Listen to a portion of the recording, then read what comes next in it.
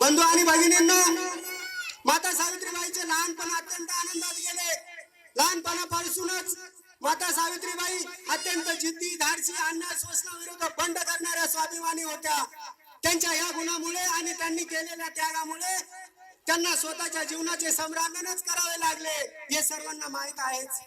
कारण कोणत्याही प्रसंगाला न घाबरता त्यांनी धैर्याने तोंड दिले. महात्मा ज्योतिबा फुले यांच्या जीवनाची संकटे आली, त्या संकटांना एक आदर्श शिक्षिका, एक कर्तृत्ववान पत्नी म्हणून सामोरे गेल्या. आयुष्यभर शिक्षण, समता, ममता, न्याय आणि बंधुत्व या मानवी मूल्यासाठी झगडत राहिल्या. अशा धाडसी सावित्रीबाईचा विवाह वयाच्या 9व्या वर्षी महात्मा ज्योतिबा फुले बरोबर 1840 साली झाला. लग्ना अगोदर सावित्रीबाईंना शिक्षणाचा गंधही नव्हता. सासरी गेल्यानंतर मात्र त्यांनी काही वर्षातच ज्ञानाचा सुगंध पसरवण्याचे महान कार्य केले.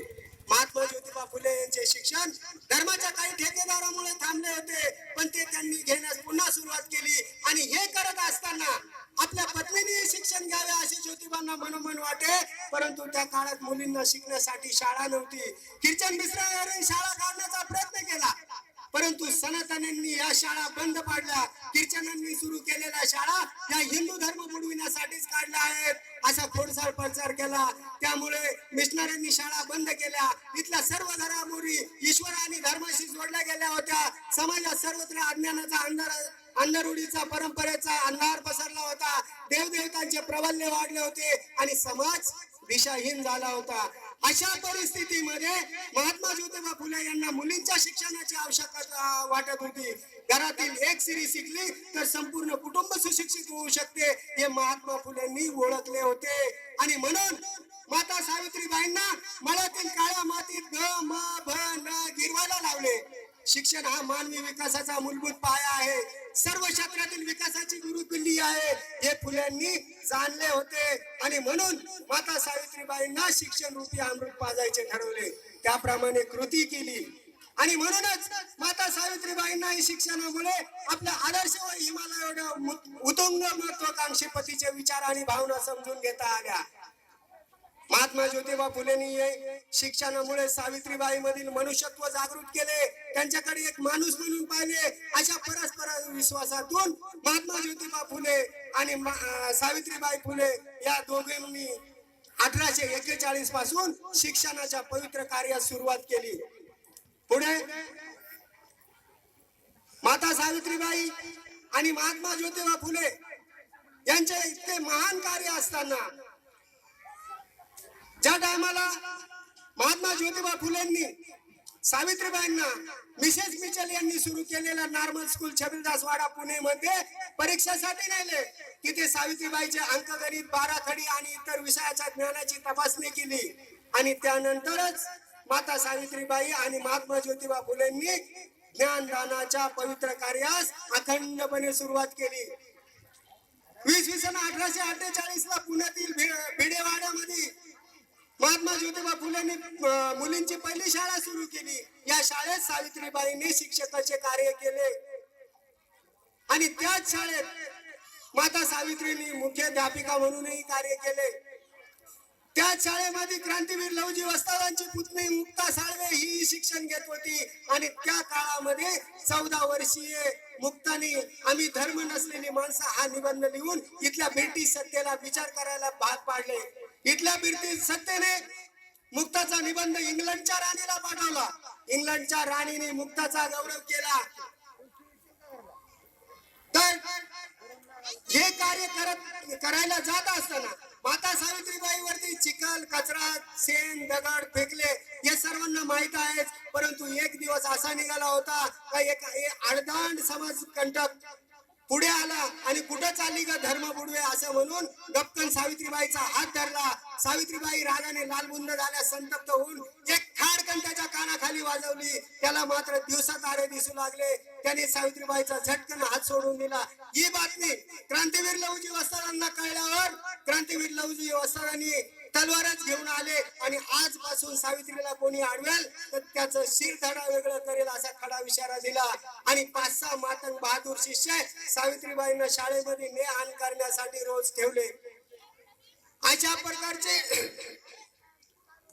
अशा प्रकारचा या ग्रामपंचायतचा जो संघर्ष आहे हा संघर्ष आपण लक्षात घेतला पाहिजे आणि त्यामुळेच माता सावित्रीबाईच्या शिक्षणामुळे या भारताच्या पंतप्रधान श्रीमती इंदिरा गांधी झाल्या, या भारताचे प्रथम नागरिक म्हणून आपल्या प्रतिभाताई पाटील या राष्ट्रपती झाल्या, तशाच प्रकारे डॉक्टर वकील झाल्या.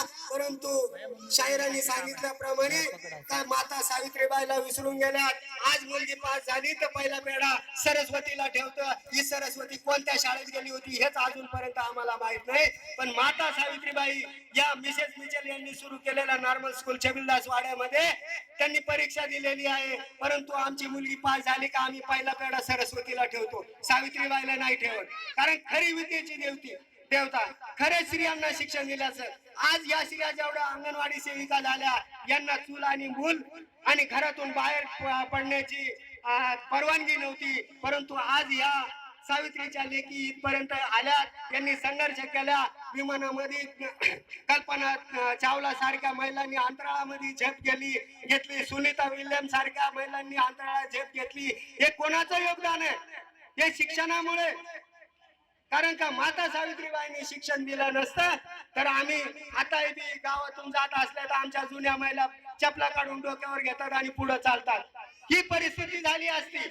तुम्ही कुणाच्या तरी इथं शेण काढत राहिला असता. परंतु आज थाटामाटामध्ये आणि आमचे जे काही मंडळी आहे ते सुटाबुटामध्ये जे फिरतात हे माता सावित्रीबाईचं, महात्मा ज्योतिबा फुलेचं आणि डॉक्टर बाबासाहेब आंबेडकरांचं योगदान आहे. या महापुरुषांना आपण विसरलं नाही पाहिजे. त्यासाठी आपल्या सावित्री मातेवर सुद्धा अन्याय होतो हा कोणी आपण बघत नाही. माता सावित्रीबाईंचा काव्य फुले हा काव्य संग्रह पहिल्यांदा प्रकाशित झाला तो 1854 मध्ये प्रसिद्ध झाला. परंतु आधुनिक काव्याचे जनक कोण आहे? आधुनिक काव्याचे जनक केशवसूत आहे. केशवसूत. माता सावित्रीबाईचा काव्य फुले हा काव्य संग्रह प्रकाशित झाला 1854 मध्ये आणि केशवसूताचा जन्म होतो 1866 मध्ये. 12 वर्षानंतर जन्मलेला माणूस. सावित्रीबाईचा कथा संग्रह 1854 मध्ये प्रसिद्ध झाला. केशवसूतांचा जन्म 1866 मध्ये झाला आणि मराठी काव्याचे जनक केशवसूत. सावित्रीबाईंनी 1854च्या कितीतरी वर्ष अगोदरच कविता लिहायला सुरुवात केली होती. परंतु लेखनी बहुजनाच्या हाती नसल्यामुळे आंधळ दळता आणि कुत्र पीठ खातात अशा प्रकारे माता सावित्रीबाईंनी दळलेल्या पीठावर ही लाचार मंडळी जोगवलेली आहे. आधुनिक काव्याची जनक सावित्रीबाई पाहिजे. तिने सर्वप्रथम क्रांतिकारी कविता लिहिलेल्या आहेत. त्यामुळं माता सावित्रीबाईचं योगदान हे आपल्याला विसरता येणार नाही. माता सावित्रीबाईंचं जे महान कार्य आहे आज जे तुम्हाला सन्मानाने जगायला लावलं ते माता सावित्रीबाईचं योगदान आहे. तर आमचे जे मान्यवर इथं उपस्थित आहे यांना उशीर होतोय त्यामुळं बोलण्यासारखं सावित्री मातेवरती बोलण्यासारखं खूप काही आहे. अजून 2 तासही बोललं तर हे संपणार नाही. परंतु मी एकट्यानेच बोलल्यापेक्षा अजून बाकीचे माझ्यापेक्षा विद्वान आहेत ते माता सावित्रीच्या बाईच्या बद्दल चांगलं सांगतील. त्याबद्दल मी एवढं बोलून माझे 2 शब्द संपवतो. जय हिंद, जय भारत, जय महात्मा ज्योतिबा फुले, जय सावित्री माता.